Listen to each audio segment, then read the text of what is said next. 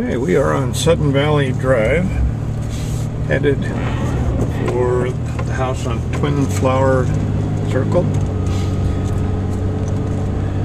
And you can get to this point in Sudden Valley Drive to North Summit from either direction on Sudden Valley Drive.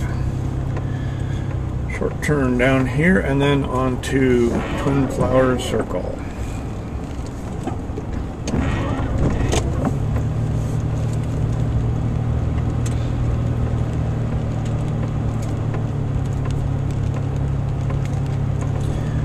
The house is in a fairly flat area, but it's a very unique lot. And it is off to our left right now.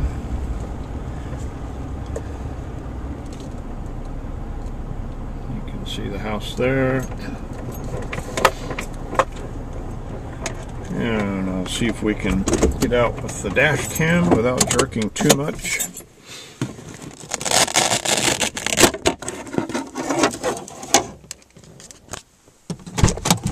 And I'm going to swing around here and come back down the road that we just came down. So you can see the very flat neighborhood. Rotating around to the east. And continuing on down Twin Flower Circle.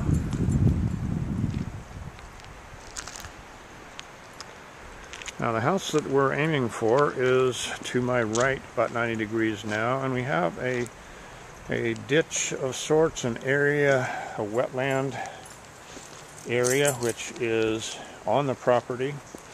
I don't know where the property line is yet, but we have a significant amount of standing water here, and the house is sort of on a little bit of a peninsula between that standing water and a drain under the road, under the driveway. Not really a creek, but certainly water flow.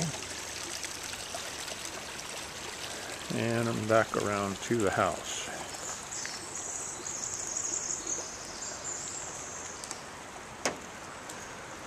Okay, this area over that we're focused on now is apparently the parking area, but it's probably too close to the road to actually put a garage in. We'll have to define the property lines a bit to see if it's possible to wrap that around a little bit further and put a garage in away from the street a little bit further. I'm going to swing back over here to the wet area to get an idea of the standing water and the creek that leads out of it, or drain ditch. Obviously this area was once in time something of a creek, or maybe larger, and it could have some water flow issues in a heavy downpour, but the house is well elevated and won't be a problem from that standpoint. Could go up this walkway here to the house, but instead I'm going to go around the house and come up the other side. The area that I'm focusing on here is to the south of the house, and again maybe an area where the garage could be cut in and installed. Concrete base with some fill inside of it. Is possible to put a garage in here, provided the lot line allows that distance and provided that this wet area has not been defined in some way as a creek.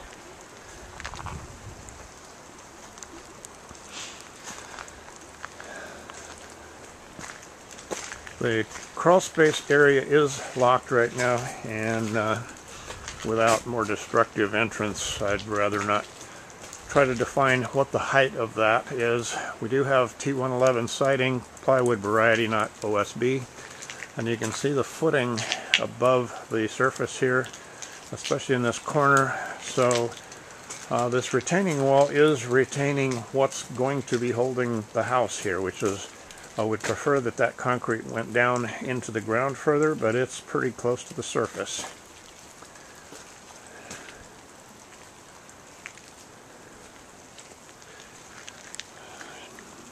This transcloser here I would presume to be, along with the water valve, likely to be close to the property line, which still could possibly allow for a garage to be cut in to this area and be distant enough from the house or from the road to not have any offset issues.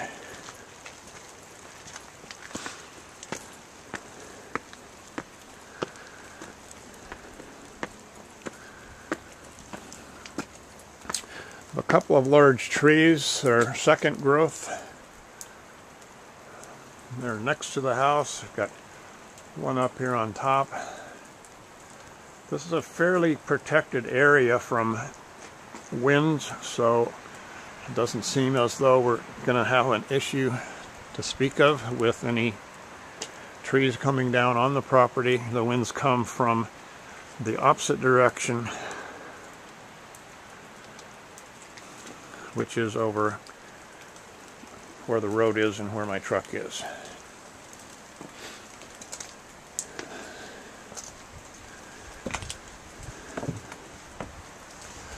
This has a large wraparound deck.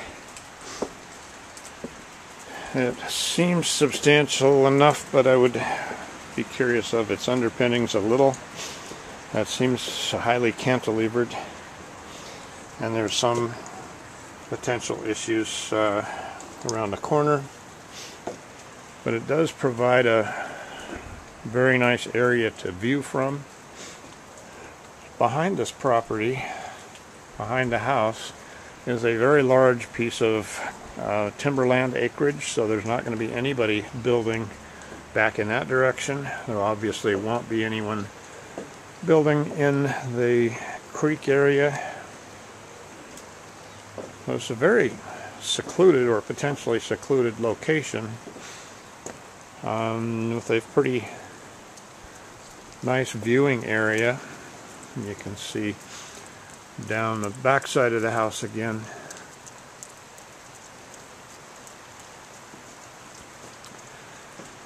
And we got a sliding door here with windows above, which are plasticed off at the moment.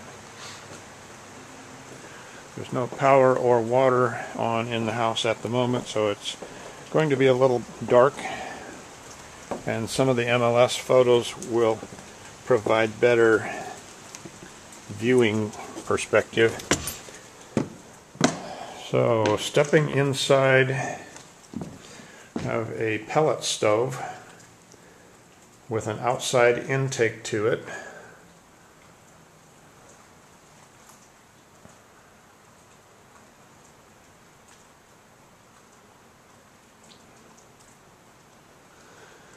Forced air furnace that I'm going to presume is under the house in the crawl space. All of these windows are aluminum single pane. It's a little bit of a musty smell, but this house has not been lived in for an extended period of time. Again, no lights to work with, but we'll do what we can.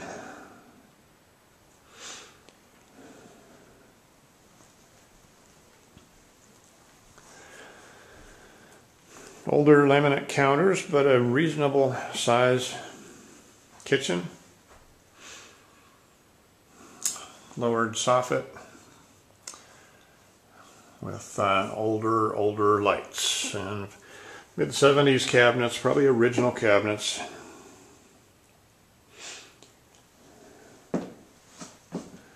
These are painted brown, although they might come out kind of tan in the video.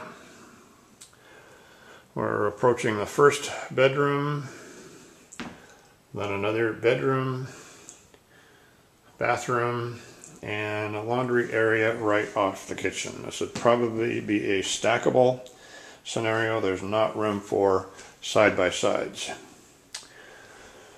Go into the left-hand bedroom. This one appears to be about 10 by 12 plus the closet. 10 by 11 maybe. Pretty good sized closet. popcorn ceiling of an unknown material, and then single pane aluminum glass.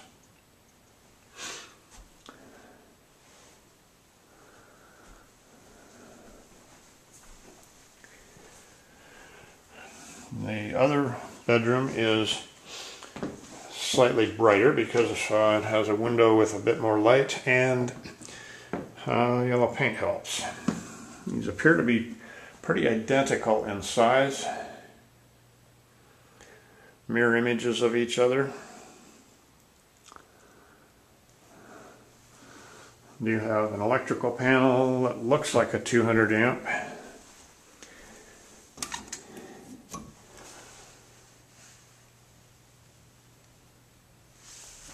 So this is a reasonable power supply.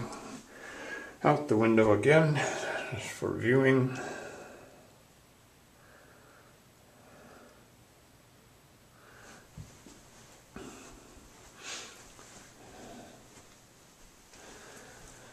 Now the bathroom is going to be quite dark. We don't have any source of light other than ambient at the moment.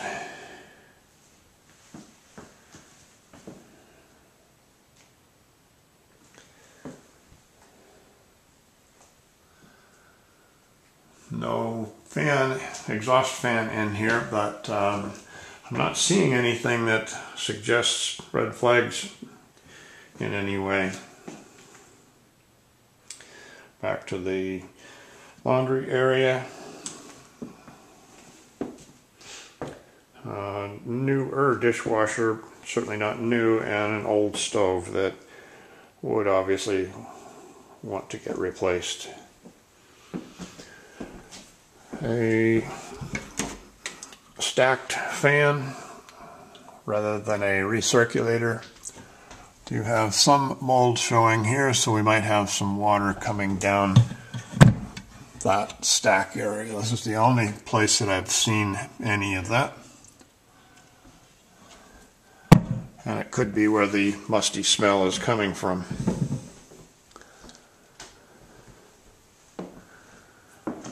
In general, it's a very comfortable house.